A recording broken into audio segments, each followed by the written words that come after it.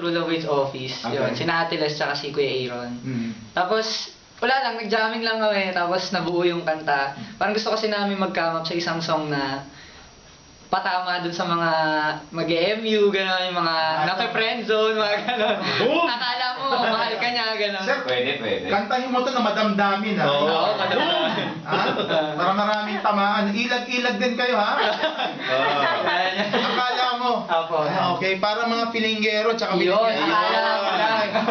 Yan. Ano magustuhan niyo? Pambasag to. Sige, go. Go.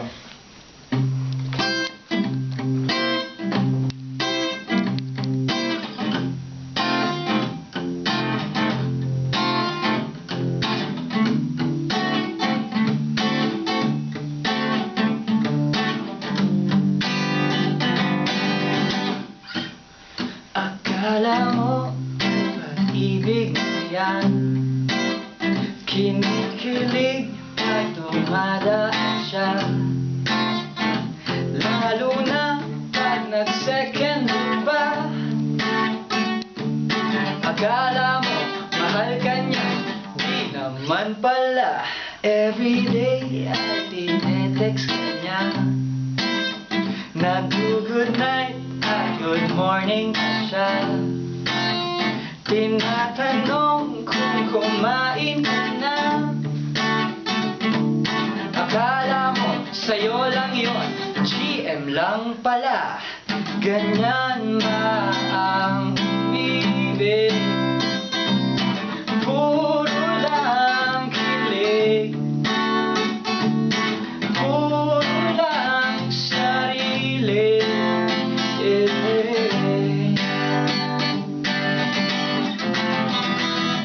Ganyan ba ang ibig? Padalos-dalos lang, di pinag-isipan.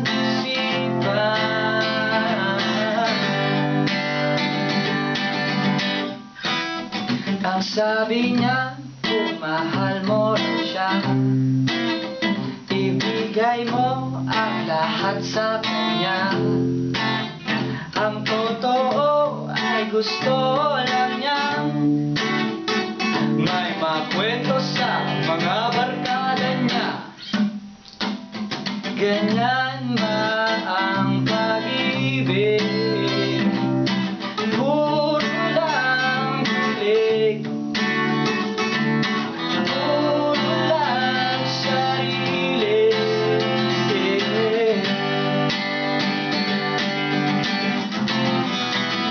Ganyan ba ang ibig? Padalos-dalos lang, di pinag-isipan.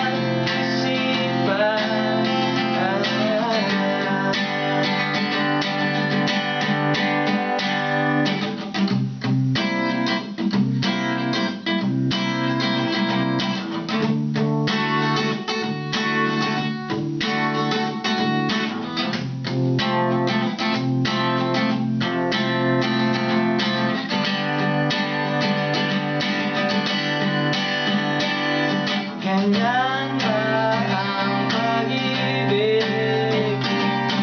Puro lang kilig, puro lang sarili.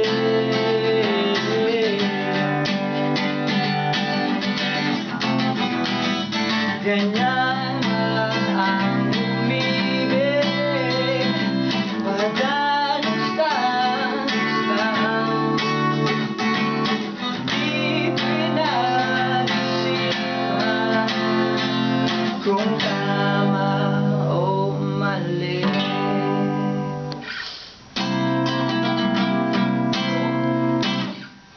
Yo! Thank you. Palakpakan.